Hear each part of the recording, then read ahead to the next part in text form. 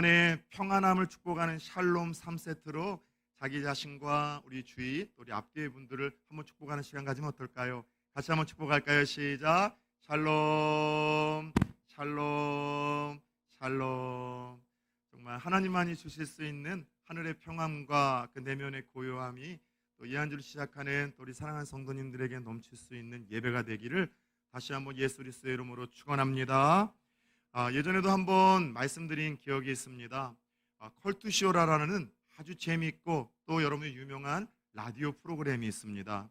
이 컬투시오라라는 라디오 프로그램에 실제로 소개되어진 사연이 하나 있습니다. 어떤 사연인가 하면 등산을 좋아하던 한 젊은 친구가 어느 날 이 밤늦은 이 산행을 좀 했다고 합니다. 그래서 아무도 없는 곳에 이렇게 또 늦은 밤 랜턴 하나를 의지해서 산행을 하는데 갑자기 배가 아파오기 시작하더래요. 그런데 참을 수 없을 만큼 복통이 생겼고 화장실은 주변에 없다 보니 결국 그가 한 방법은 다른 것도 아니라 이 산행길에서 잠시 벗어나 그 옆에서 그냥 바지를 내리고 급하게 볼일을 보고 만 겁니다. 뭐 그럴 때가 있잖아요. 뭐 인간의 상식이나 예의를 지킬 수 없을 만큼 너무 급하다 보니 아무도 없는 곳에서 그렇게 실례를 하고 만 겁니다. 그래도 양심은 있어서 또 밝은 대낮에 오고 가다가 누가 볼까 싶어서 자기가 이제 본 그 용변 위에 돌을 이제 쌓아서 작은 이렇게 무덤처럼 탑을 쌓고 갔다고 합니다. 그리고 몇 달 뒤에 다시 이제 직원들과 함께 산행을 할 일이 있고 바로 자기가 실수를 하고 그렇게 실례를 범한 그 근처를 지나가다가 깜짝 놀랐다고 합니다. 자기가 볼일 보고서 부끄러워서 몇 개 돌을 이렇게 쌓았던 그곳에 어느덧 누가 쌓았는지 몰랄 만큼 사람 높이만큼의 돌탑이 쌓여 있고요. 그 옆에도 자잘한 돌탑들이 쌓여 있고 어떤 사람들은 그 앞에서 합장을 하면서 기도를 하고 있더랍니다. 실제 사연이에요. 뭘 우리에게 의미할까요? 사람들이 종교성으로 인하여 어떠한 이렇게 눈앞에 보이는 신비한 물체나 무언가 여러분들 이렇게 좀 신비로워 보이는 것들에 종속되어지고 섬기게 되어지는 이런 연약한 종교성이 있음을 우리에게 보여주는 이야기를 할 수 있습니다. 여러분 그렇습니다. 사람들은 무언가 신비한 물체, 내 눈앞에 보이는 어떠한 좀 무언가 압도되어질 만한 어떠한 신비한 장식이나 그런 형상을 보면은요, 그거에 종속이 되어져요. 경이로움을 느끼게 되어지죠. 그래서 어떤 때는 그거에 대해서 두려움이 생기게 되어지고, 그리고 그로 인하여 결국 이것이 자신의 여러분들 이 기쁨과 자유를 빼앗고 행복을 빼앗는 일들이 종종 있습니다. 그런 의미에서 이런 어떤 눈에 보이는 압도되어지는 형상 앞에서 자신의 자유와 어떤 이 행복을 빼앗기는 인간의 연약함을 아셨던 하나님은 지난주에 이어서 우리에게 두 번째 행복 지침서를 오늘 함께 읽은 말씀에서 들려주십니다. 우리는 지난주에서부터 하나님이 주신 10가지 행복 지침서 레시피라라는 시리즈 제목으로 십계명의 말씀을 나누고 있습니다. 자, 십계명은 우리가 생각하는 것보다도 성경 속에서 훨씬 더 중요하고 큰 가치가 있는 계명과 말씀이라고 이야기를 드렸습니다. 왜냐하면 하나님이 직접 당신의 손으로 돌판에 적어주신 말씀이기에 가치와 의미가 크고요. 더 나아가 613가지나 되는 성경에 있는 모든 율법과 계명을 집약하고 대표하는 말씀이 십계명이기 때문이고요. 더 나아가 우리가 건강하고 바른 신앙생활을 하기 위한 가장 올바른 영적인 교과서, 지침서라고 말씀을 드렸습니다. 그래서 우리가 한평생 신앙생활을 하며 바로 믿고 바로 섬기기 위해서 끊임없이 묻고 답해야 될 3가지 본질적인 질문이 있다라고 이야기를 드린 바가 있습니다. 기억나십니까? 다시 한번 따라서 해봅시다. 무엇을 믿을 것인가? 무엇을 추구할 것인가? 무엇을 행할 것인가? 네, 끊임없이 우리가 묻고 답해야 될 본질적인 질문이에요. 무엇을 믿을까에 대한 답은 어디에 나와 있다고요? 사도신경에 우리가 믿어야 될 바가 다 기록되어 있고, 무엇을 한평생 추구하고 바랄 것인가에 대한 그 본질적인 답은 주님이 이렇게 기도하라고 알려주신 주기도문에 다 기록이 되어 있고, 무엇을 행하며 어떻게 살아야 후회가 없고 행복한가에 대한 이 질문에 대한 답은 지난주서부터 함께 나눌 이 10가지 행복 레시피라는 이름으로 전해질 이 십계명에 다 담겨 있다라고 말씀을 드렸습니다. 그래서 이처럼 이 중요한 십계명, 주기도문, 바로 이 그리고 사도신경이 우리가 가지고 있는 그래서 성경 앞페이지와 뒷페이지 처음과 끝에 기록되었던 이유가 우리 신앙생활에서 가장 중요한 것이기에 그 답을 주고자 여러분 성경에 기록되었다는 사실을 잊지 마시고 성경을 필 때마다 십계명이 기록된 이유, 사도신경과 주기도문이 내 성경책에 기록된 이유를 묵상을 하시며 나아가야 됩니다. 그런 의미에서 이 십계명은요, 여러분 지난주 말씀드렸던 것처럼 성경에 단 두 곳에서만 소개가 된다고 이야기를 드렸습니다. 출애굽기 20장과 신명기 5장에 십계명이 소개가 되어지는데 우리가 가지고 있는 성경책에 기록되어진 그 십계명은 요즘에 계속해서 우리가 본문으로 살펴보는 출애굽기 20장에 기록되어진 하나님 명하신 십계명을 우리 성경책에는 기록을 해서 들려주고 있습니다. 십계명의 구조는 크게 두 돌판에 하나님께서 나누어서 두 가지 계명으로 나눠주셨습니다. 1계명부터 4계명까지는 이렇게 하나님을 사랑하고 행복하라라는 하나님의 말씀이 담겨 있고 5계명부터 10계명은 이렇게 이웃을 사랑하고 행복하라라는 하나님의 말씀이 담겨 있는 구조입니다. 그래서 지난주 우리는요, 우리의 행복을 위해서 하나님이 주시는 첫 번째 행복 레시피를 함께 나누었습니다. 그게 뭐예요? 따라서 해봅시다. 나 외에는 다른 신들을 내게 두지 말라. 예. 우리 인생의 첫 번째 행복 지침, 우리에게 진정한 자유와 행복을 돌려주시기 위하여 하나님이 주셨던 첫 번째 행복 레시피는요, 나 외에는 다른 신들을 두지 말라는 중요한 메시지입니다. 이게 무너지면 나머지 계명들도요 무의미해진다라고 말씀을 드렸습니다. 나 외에는 다른 신들을 내게 두지 말라는 이 말씀은 소극적인 의미에서는 사랑으로 맺어진 하나님과 우리 사이에 우상의 담이 쌓이지 않도록 허물라는 거예요. 우상이 뭐라고요? 하나님보다 더 사랑하는 것, 하나님보다 내가 더 알게 모르게 의지하는 것, 하나님보다 더 알게 모르게 의식하고 신경 쓰는 것, 두려운 것, 다시 말하면 알게 모르게 우리의 자유를 빼앗고 종속시키고 여러분 우리를 옴짝달싹 못하게 우리를 여러분들 이 꽁꽁 묶어내는 올무들이 이 시대의 우상이라고 할 수 있어요. 그런 의미에서 여러분 무엇 때문에 여러분 자유를 빼앗고 무엇 때문에 행복을 빼앗기고 무엇 때문에 불안하고 두렵습니까? 핸드폰도 우리의 우상이 될 수 있습니다. 나의 자유를 빼앗는다면 여러분 카톡이 단체방도 우리의 여러분 우상이 될 수 있어요. 단톡방에서 여러분들 계속해서 오고 가는 그 내용들 속에서 자꾸 나를 표현해야 되고 내가 하나 올린 글에 다른 사람들이 어떻게 반응하는가를 신경 쓰면서 기쁘고 즐겁고 행복하고 불행한 감정들이 여러분들 끊임없이 일희일비하고 있다면은 카톡방이 나에게 여러분도 알게 모르게 내 기쁨과 자유를 올가매고 있는 우상이 되는 거예요. 핸드폰을 놔두고 다니면 불안해집니까? 그게 우상이 된 거라니까요. 뭔가 여러분 내가 요즘에 중독에 빠졌습니까?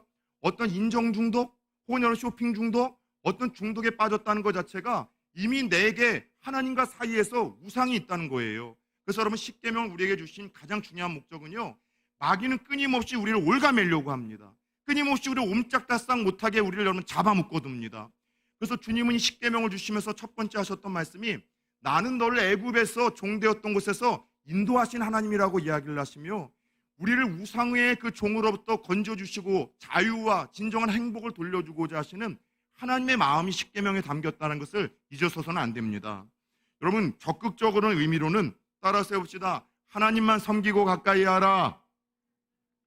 네, 하나님만 섬기고 가까이 하라는 것이 나 외에 다른 신을 섬기지 말라는 첫 번째 이 계명의 행복 레시피의 적극적인 의미예요. 하나님만 가까이 하고 하나님만 사랑하래요. 왜요? 하나님만 가까이 할 때 그것이 우리 인생에 진정한 행복을 주고요. 하나님만 가까이 할 때 후회 없는 인생이 되는 거고요. 하나님만 가까이 하고 사랑할 때 비로소 우리 삶에 얼어붙었던 모든 여러분 삶의 문제들이 녹아 흘러내리기 시작하고 생명력이 하나님이 주고자 하시는 그 원래 여러분의 축복의 그 생태대로 우리 안에서 꿈틀대기 때문입니다. 그래서 오늘 함께 읽었던 본문을 보면은요, 우리 행복을 위해서 계속해서 선물로 하나님께서 주시는 행복 지침서 두 번째 계명이 좀 소개를 됩니다. 자, 우리 4절에서 5절 말씀을 우리 같이 한번 좀 읽어볼까요? 시작. 너를 위하여 새긴 우상을 만들지 말고 또 위로 하늘에 있는 것이나 아래로 땅에 있는 것이나 땅 아래 물속에 있는 것에 어떤 형상도 만들지 말며 그것들에게 절하지 말며 그것들을 섬기지 말라. 나 내 하나님 여호와는 질투하는 하나님인즉 나를 미워하는 자의 죄를 갚되 아버지로부터 아들에게까지 3, 4대까지 이르게 하거니와 아멘. 하나님이 우리의 진정한 자유와 행복을 주시기 위하여 선물로 주신 두 번째 행복 지침, 이 레시피는요, 따라서 해봅시다. 너를 위해 우상을 만들거나 섬기지 말라. 오늘 말씀의 제목처럼 우상을 만들거나 섬기지 말라는 것이 두 번째 우리와 자유와 행복을 주시기 위한 행복 레시피입니다. 여러분, 두 번째 계명에 담긴 그 의미가 무엇일까요? 한번 우리가 들여다보면서 한번 말씀을 상고해 봅시다. 첫 번째, 너를 위하여 새긴 우상, 형상을 만들지 말라고 이야기를 하십니다. 그럼 이 말씀을 붙들고 항상 좀 이렇게 근본주의자들이라고 하는데, 문자적으로 그 의미가 아닌데도 그냥 문자적으로 받아들이고 극단적으로 해석하고 그렇게 신앙생활을 하려고 하시는 분들이 있어요. 그 마음은 이해하나 그건 건강한 신앙은 아닙니다. 여러분, 이 말씀은 예술적 의미를 가진 조각 활동이나 그림 활동이나 어떤 이런 미술 활동을 하지 말라는 그런 명령이 절대 아닙니다. 기독교는 오히려 성경을 보면 예술의 활동과 문화 활동과 창작의 활동을 하나님이 거부하시기보다는, 오히려 금하시기보다는 창조하고 발견하게 할 것을 하나님이 명령하십니다. 인간에게 준 그 재능을 통해서 모든 창작물을 통하여 하나님의 아름다우심과 그 재능과 그 달란트를 하나님은 개발하고 또 발전시키기를 원하세요. 그러나 이 말씀의 의미는요, 주술적 의미를 갖게 하는 목적의 창작 활동들이 있잖아요. 어떤 종교적인 목적을 갖고서 만드는 그림들, 예를 들어서 저 닮은 닮아도, 아니 좀 코는 비슷한데 눈은 작아서 안 닮았네요. 뭐 그런 여러분들 탱화 같은 것들, 그죠? 그리고 혹시 어떤 이 주술적 의미가 있는 어떤 형상과 그런 여러 목적의 그림은 금하라는 거예요. 여러분도 어떤 주술적 목적을 가지고서 형상이나 조각을 만들게 되면은요, 거기에는 영적인 힘이 작동을 해서 아까 이야기한 것처럼 사람들의 이 종교심을 자꾸 발동을 시켜요. 그거에 종속되게 만들고 의식하게 만들고 두려워지게 만들고 섬겨야 될 것 같은 이 두려운 마음을 어떤 이 종교적인 목적을 가지고서 어떤 주술적인 의미를 가지고서 지어진 형상물이 갖게 되는 영향력입니다. 아주 제 아이들이 어렸을 적, 그 당시 인천에서 살며 제 고향인 강화 한 3, 40분 정도 거리인데요, 월요일마다 이 하민이 하율이가 태어나기 전이라 아주 어렸을 적 차에 태우고 그렇게 이제 시골을 늘 오고 다녔었어요.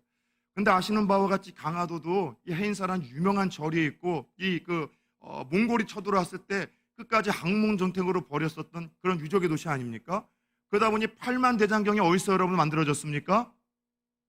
제 묻는 질문에는 상식과 실력은 없어도 눈치만 있으면 답한다니까요. 강화도에서 만들어졌잖아요. 여기 있는 그 8만 대장경이요.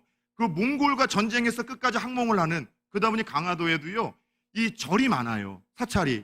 근데 문제는 뭐냐면은 사찰이 많다는 것은 사찰과 관련된 여러분 물품들을 만들고 파는 분들이 많아요, 적어요? 많아요.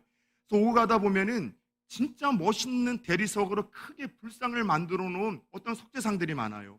근데 어느 날 제 큰딸 하민이가 어렸을 때 갑자기 차를 타고 가다가 갑자기 막 상기가 돼서 저한테는 아빠, 저기 누가 하나님을 만들어 세웠어요. 불상들 세워진 걸 보고서 이 아이가 하나님이라는 개념은 어떻게 하는지, 하나님을 누가 만들어서 세웠다는 거예요. 가르쳐준 적도 없는데 거대하게 압도되어 세워진 불상을 보고서 무언가 그러면 종교심이 발하는 거예요. 주술적인 목적과 종교적인 목적을 가지고서 만들어진 형상은 사람을 종속시키는, 두렵게 만드는, 이끌어내는 여러분 이런 힘이 있다는 것이죠. 그래서 이런 주술적인 의미와 목적을 가진 조각이나 그림, 형상, 금하라는 말씀이에요. 그런데 이 말씀은 그런 하나님 외에 다른 신상들이 아니라, 따라서 해봅시다, 하나님도 포함된다. 심지어 하나님의 형상도 만들어선 안 된다는 거예요. 출애굽기 32장을 보면 출애굽한 이스라엘 백성들이 진멸을 당할 뻔한 큰 위기가 찾아옵니다. 어떤 위기인가 하면 지금 이제 20장서부터 모세가 하나님이 올라오라고 해서 산꼭대기에 올라가서 40일 금식을 하며 지금 십계명의 말씀을 받고 성막에 대한 설계도를 듣고 있어요. 근데 금세 내려올 줄 알았던 그 지도자 모세가 40일 동안 산에 올라가서 내려오지 않다 보니 이 백성들은 소문이 나기 시작합니다. 야, 모세가 죽었다. 모세가 끝났는가 보다. 큰일 났다. 우리를 인도할 사람이 필요하다. 그래서 모세의 형 아론을 흔들어 가지고서 우리를 인도할 신을 만들려고 해서 이 아론이 뭘 합니까? 너희들 귀걸이, 팔찌, 금붙이 다 가져와라. 그리고 그것을 다 여러분 용광로에다가 때려 놓았더니만 거기서 나오는 게 뭐예요? 금송아지예요. 그리고 금송아지 앞에서 너희를 이끌어낸 이게 다른 우상이 아니라 하나님이다. 너희를 애굽에서 구원했던 그 하나님이라고 이야기를 하며 금송아지를 다른 게 아니라 하나님으로 섬기고 하나님을 예배하고 그 앞에서 춤을 췄는데 하나님이 그것을 너무나 분노를 해서 다 진멸시키려고 했어요. 모세의 생명을 건 기도 때문에 하나님이 살려주셨죠. 뭘 의미합니까? 하나님은 하나님이라고 생각하고 만들어놓은 형상 자체도 무엇하래요? 만들지 말라는 거예요. 왜 그럴까요? 계속해서 말씀을 통해서 이제 함께 좀 나눠봅시다.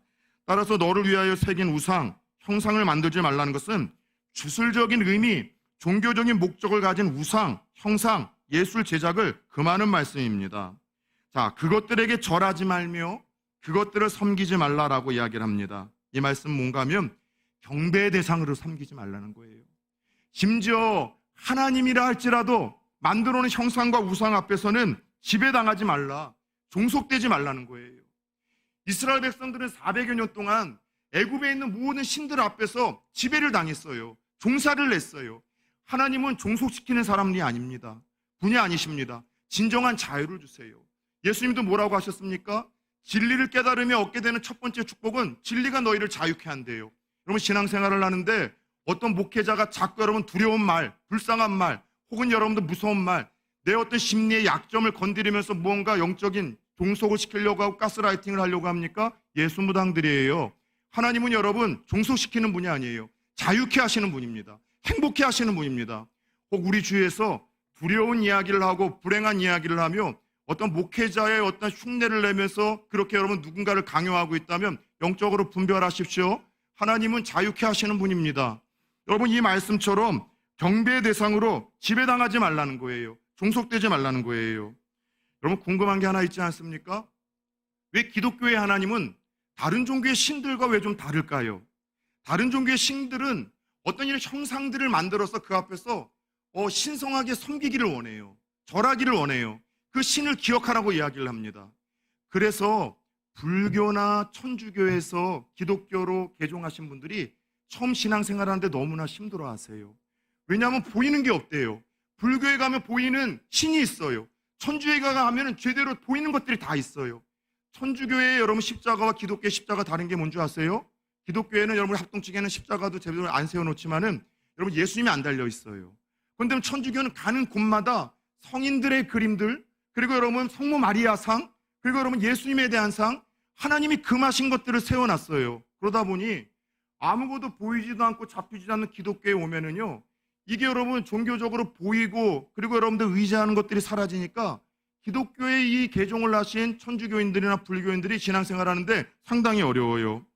왜 궁금한 것은 우리 기독교의 하나님은 다른 종교의 신들과 같이 왜 자신을 형상화하는 것조차도 여러분들 금하셨던 걸까요? 다른 종교에서는 신에 대한 형상화를 허용합니다. 심지어 장려를 합니다. 그 앞에 나가서 여러분 기도하고 무릎을 꿇으래요. 그런데 왜 하나님은 엄격하게 금하셨던 걸까요? 몇 가지 이유가 있어요. 첫 번째, 하나님을 보이는 형상으로 만드는 것, 이게 인간의 생각과 방법으로 하나님 섬기려고 하는 재성에서 나온 거예요. 인간의 생각과 방법으로 하나님 섬기려고 하는 재상에서 나온 거예요. 두 번째, 이렇게 만들어진 형상들 있잖아요. 하나님이 네 하고 혹은 하나님 앞에 나아가는 데 도움을 주는 어떤 그런 유익한 형상들이나 물체들, 하나님에 대한 잘못된 이미지를 심어주고요. 신앙생활에 결국 부정적인 영향을 끼칩니다. 사람은 눈으로 볼 수 있고 손으로 만질 수 있는 것에 의지하려는 타락한 본성과 그것에 지배되어지는 종교성이 있기 때문이에요. 그래서 오늘도 하나님은 이 10가지 계명을 주며 자신을 어떻게 소개해요? 강압적으로 강요하시는 것이 아니라 얘들아, 나는 너희를 애굽 땅에서 종된 곳에서 구원했던 여호와야. 진정한 자유와 행복은 여러분 우리를 억압하고 종속시키는 것에서부터 자유가 있을 때, 하나님 우리에게 주신 자유의지로 진정한 자유를 찾고 하나님에게 향하기 시작할 때 여러분 거기에 행복이 있기 때문이에요. 예수님도 뭐라고 이야기를 하셨습니까? 이런 종교성, 눈에 보이는 걸 의지하고 찾으려고 하는 것, 그러다 보니 하나님은 보이지 않는 영이시라고 예수님도 여러분 요한복음 4장 24절에서 이야기를 하지 않으셨습니까? 예배하되 하나님 보이지 않는 영이라고 이야기를 하셨어요. 더 나아가 예수님 돌아가시고 나서 그분이 뭘 남기셨습니까? 유물을 남기셨습니까? 예수님의 유품이 남았습니까? 예수님이 이 땅에 남기신 것은 돌아가면서도 여러분 어떤 유물이나 손에 잡히거나 볼 수 있는 유품이 아니라 따라서 해봅시다. 말씀과 성령이다. 보이지 않는 하나님의 말씀과 성령을 우리에게 남겨주셨지 예수님도 이 땅에서는 유품과 유물 안 남기셨어요. 왜요? 유품과 유물 남기셨으면 인간의 그 종교성 때문에 그거 하나님이네 하고 섬기다가 여러분들 멸망당할 거 하나님이 아셨기 때문에 다 치워버리신 거예요. 여러분 그래서 우리 부산 초원교회의 영적 뿌리는 예수교 장로의 합동측입니다. 그래서 우리는 장자교단이에요. 말씀 앞에서 말씀대로 신앙생활하고 말씀 중심적으로 신앙생활합니다. 체험도 중요하고 꿈도 중요하고 환상도 중요하지만 대충 오케이. 그러나 그 모든 것은 말씀 안에서 이미 완성되고 명확하게 지시해 주신 말씀 안에서 해석이 되어져야 되는 우리는 그 신앙을 건강하게 따라가고 있습니다. 중요한 거는 대한예수교 장로합동측에서는 원칙적으로 강단에 십자가를 세우지 않습니다. 왜냐하면 십자가가 예수 그리스도의 보혈과 하나님을 의지하는 데 도움이 되지만 형상 자체에 여러분 종속되다 보면 십자가 자체에 무슨 능력이 있는 것처럼 십자가 자체에 무슨 신성시하는 것처럼 그래서 공포 영화를 보면은 귀신 앞에서 십자가 막 내놓으면 여러분 막 죽고 그러잖아요. 근데 어떤 귀신들은 나도 예수 믿었다고 하면서 무서워하지 않는 귀신들도 있지만 십자가 그렇게 생각하지 않습니까? 교회는 나오지 않고 기도도 하지 않고 말씀도 믿지 않고 생활하지도 않으면서 요즘에 꿈자리가 좀 뒤숭숭하다라고 십자가 금목걸이 하고 다니는 자매님들 봤어요. 십자가 왜 하셨어요? 꿈자리가 뒤숭숭해서요. 십자가는 그거는 지는 거지 달고 다니는 거 아닙니다. 그래요? 등으로 확 돌려버리더라고요. 십자가가 여러분 우리는 형상 예수 그리스도를 의미하고 하나님의 사랑을 의미하는 거지만 여러분 그것들을 달진 않아요. 그러나 그래서 저희는 달지 않고 여러분 이렇게 그 그림으로 빛으로 LED로 만든 겁니다. 여러분 하나님은 그걸 원치 않으세요. 여러분들 정리해 봅시다. 십자가도 자칫 주술적 형상으로 전락될 수 있죠. 잘못된 영향을 줄 수 있죠. 하나님 우리가 보고 손으로 잡는 신앙생활이 아니라 보이지 않아도 들리지 않아도 영원하신 하나님의 말씀과 성령의 조명 가운데 하나님만을 섬기고 사랑하고 따르기를 원하시는 분이라는 사실을 깨달으시길 축원합니다. 그래서 하나님은 그런 우상 숭배자들을 향해서 심지어 나를 미워하시는 자라고 표현을 하시며 그 죄를 3, 4대까지 이르게 하시겠다고 5절에서 이야기를 합니다. 이 말씀 붙들고 또 여러분 잘못된 고정관념 하나 깨주십시오. 한때 한국교회에서 가게에 흐르는 저주를 차단하라. 한때 이 비성경적이고 이 비신학적인 것이 한번 흥행을 한 적이 있어요. 무슨 가게에 저주가 흐릅니까? 그게 성경적입니까? 그게 신학적입니까? 여러분 신명기 24장 16절을 봅시다. 우리의 신앙은 선포되어진 말씀 안에서 해석되어져야 됩니다. 한번 띄워주시겠어요? 시작. 아버지는 그 자식들로 말미암아 죽임을 당하지 않을 것이요 자식들은 그 아버지로 말미암아 죽임을 당하지 않을 것이나 각 사람은 자기 죄로 말미암아 죽임을 당할 것이니라. 이게 언제 나온 이 말씀을 가지고서도 이제 선지자들이 또 이야기를 해요. 왜냐하면은 하나님 앞에 불순종하다가 종살이를 하고 그렇게 여러분들 바벨론에 의해서 침략을 당하고 끌려갔던 사람들이 하나님 앞에 원망을 해요. 우리 부모들의 죄 때문에 조상의 죄 때문에 나라가 망했고 우리가 포로로 끌려왔다. 하나님이 이사야와 에스겔과 예레미야를 통해서 똑같은 말을 선포해요. 아니야. 부모의 죄가 아니라 너희의 죄다. 무슨 말이에요? 가게에 흐른 저주가 있어요. 예수 그리스도 안에서 복음의 능력과 십자가의 능력과 구속의 능력이 가게에 흐르는 저주가 있다 할지라도 그걸 하나 끝내내지 못할 만큼 힘이 없다라고 생각을 하십니까? 여러분 이 말씀은 그 말씀이 아니라 그 당시 백그라운드로 생각하셔야 됩니다. 대가족 제도였었어요. 한 가족에 최소한 우리 옛날에 시골에서 3대가 살았던 것처럼 3, 4대가 살았었어요. 그 당시에. 여러분 하나님 앞에 불순종하고 우상 숭배하는 것을 하나님이 얼마나 악하게 생각하며 그 치명적인 영향이 한 공동체에 여러분 주어질지 대가족 제도와 관련돼서 그 공동체가 처할 불행한 운명을 하나님이 이야기하셨던 거예요. 그러나 진짜 하나님이 하고 싶었던 이야기는 자신을 심지어 질투하신 하나님이라고 소개를 하며 그 뭐라고 하세요? 하나님이 우리에게 주고자 하시는 것은 바로 그 다음 말씀이에요. 어떤 말씀입니까? 6절의 말씀을 같이 한번 읽어볼까요? 시작. 나를 사랑하고 내 계명을 지키는 자에게는 몇 대까지요? 1000대까지 은혜를 베푸느니라. 하나님 앞에 불순종하고 범죄하고 하면은 그 대에 여러분 희망과 소망이 사라져요. 그런데 하나님을 사랑하고 계명을 지키는, 여기서 말하는 것은 1계명, 2계명을 이제 단락적으로 종합하시는 거예요. 하나님과 나 사이의 우상의 담을 무너뜨리고 하나님만 가까이 하고 사랑하고, 그리고 하나님 앞에서 다른 형상들 다 제거하고 하나님만 섬기며 나아갈 때 하나님이 천대까지 은혜를 베푸시고 책임지시겠다고 약속을 하셨어요. 심지어 질투하시는 하나님이래요. 질투는 사랑의 관계에서만 일어납니다. 하나님이 질투하시는 자신이라고 소개한 것은 그분이 속이 좁거나 옹졸하신 분이 아니라, 그분이 불완전한 감정을 가진 분이 아니라 우리를 얼마나 사랑하시는지, 얼마나 존귀하게 대하시는지, 얼마나 소중하게 대하시는지, 그 하나님의 뜨겁고 열정적이고 그가 크신 사랑을 우리에게 표현하는 거예요. 이런 이유로 하나님 우상 만들고 절하는 섬기지 않는 자들 3대까지 죄를 갖겠다고 경고를 하셨고, 선물로 주시는 두 번째 행복지침서, 하나님을 사랑하는 자들에게, 하나님을 의지하는 자들에게, 말씀과 성령을 붙들고 진정한 자유를 갖고 하나님 앞에 나아가는 자들에게 천대까지 은혜를 베푸실 것을 약속하셨어요. 따라서 우리가 하나님을 제대로 믿고 예수 그리스도를 제대로 믿고 신앙생활하는 것은요, 그저 그런 것이 아니라 나와 내 가정과 내 후손들이 복을 받는 유일한 길이라는 사실을 깨닫길 축원합니다. 부모 세대님들 계십니까? 자녀들에게 물려줄 수 있는 최고의 유산은, 가장 값지고 비싼 유산은 다른 것 아니에요. 부모 세대가 하나님 잘 믿고 잘 믿음 생활하면 지금 자녀 세대들 흔들리고 어려워도 결국 그 부모 세대가 사랑하고 믿었던 그 하나님 앞에 돌아오더라고요. 새벽마다 창세기를 보면서 감동을 받습니다. 아브라함의 아들 이삭도 별 볼 일 없더군요. 그 모리아산에서 젊은 티네이저 때 하나님을 체험했지만 어제의 신앙 승리와 체험이 오늘의 신앙을 보장하는 것은 아니더군요. 흔들리고 넘어지고 쓰러져요. 그럼에도 불구하고 이삭은 계속해서 하나님이 축복을 하시는데 거기에 이런 단서가 붙어요. 하나님이 아브라함을 기억하사, 아브라함을 생각하사, 그 아브라함 때문에 이삭을 끝까지 실수와 실패 속에서 포기하지 않고 붙드시고, 그리고 어느 순간 이삭이 처음으로 생애에서 아버지가 하던 거대로 생애 처음으로 하나님 앞에 제단을 쌓고 여호와의 이름을 부르는 감동적인 장면이 성경에 소개가 되는 거예요.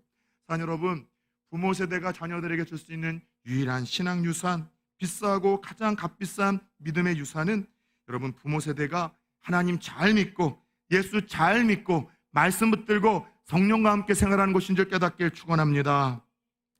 천대까지 복을 주시겠다는 이 은혜가 여러분들 어느 한 가계도를 조사하는 가운데 이 발표가 되었던 것, 제가 한 2번 정도 들려드린 적이 있는데, 이 말씀을 제가 들려드리고 나서 또 오신 그 후에 많은 성도님들께 한 번만 이 천대까지 하나님을 사랑하고 계명을 지키는 자에게 주신 이 복이 한 가정에 어떻게 이루어졌는가 제가 좀 소개를 하려고 합니다.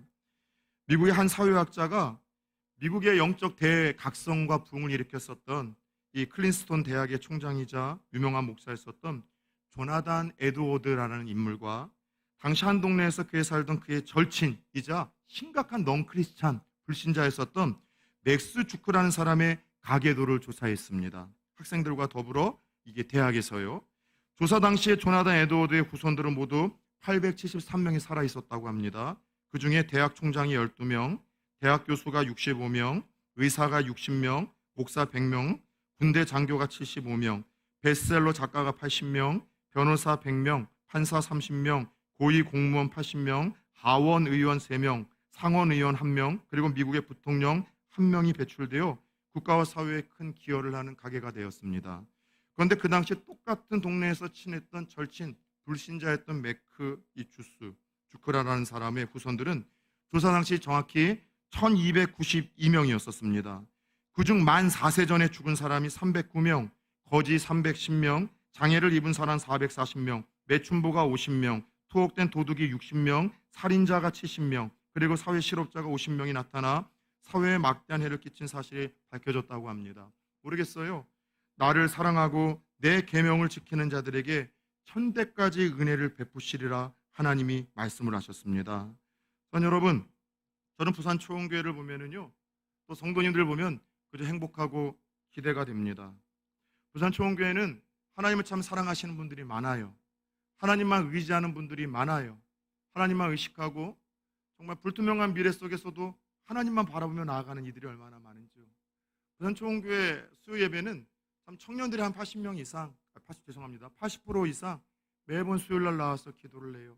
저는 어디 가도 자랑이죠. 부산초원교회는 늘 그랬듯이 장로님들이 나오셔서 토요일마다 1층에서 4층까지 쓸고 닦고 땀 흘리시면서 그렇게 걸레질하고 청소를 하십니다. 권사님들 기쁨으로 식당 봉사를 하죠. 저마다 일부 예배 드리시는 분들은 다 또 주일학교 섬기시는 분들이잖아요. 여러분, 이런 분들 뭘로 표현을 하겠습니까? 세상 사람들 올 때 이해 못하는 거예요. 좀 미련하게 믿는 거예요. 미친 거예요. 근데 다른 것 아니에요. 하나님 사랑하기 때문에, 하나님 의식하기 때문에, 하나님 의지하기 때문에 저는 나오는 모습들이라고 생각합니다. 그래서 저는 요즘에 불투명한 미래 때문에 고민하는 우리 성도님들, 청년들 보면서 예수 이름으로 축복해요. 넌 잘 될 수밖에 없어. 몰라요. 제가 만난 하나님은 그러셨어요. 제가 경험한 하나님 항상 그러셨어요. 하나님 의지하고 나가는 자들에게는 반드시 안 될 놈도 되게 하시는 은혜를 주셨고, 실수와 실패 속에서도 결국은 하나님께서 세우고자 하시는 길들로 세워주시고 이끌고자 하시는 길들로 이끌어주셨어요. 하나님의 사랑이, 하나님의 은혜가 그런 거예요. 사랑하는 여러분들, 오늘 두 번째 행복 레시피를 통해서 따뜻한 권면과 도전을 드리겠습니다. 오직 하나님만 사랑하고 하나님만 예배하고 하나님만 가까이 하기로 다시 한번 다짐합시다. 우리의 두려움과 불안함을 자주 언급하며 자신에게 종속시키려고 하는 악한 영들과 거짓 선지자들의 행위에 깨어서 분별하십시오. 대적하십시오. 그리고 그것이 나와 내 자녀들의 후손들이 천대까지 사는 유일한 비결인데, 하나님을 사랑하고 가까이 함으로 말씀과 성령 안에서 진정한 자유를 누릴 수 있는 모든 성도님들 되어질 수 있기를 주 예수 그리스도의 이름으로 축원합니다.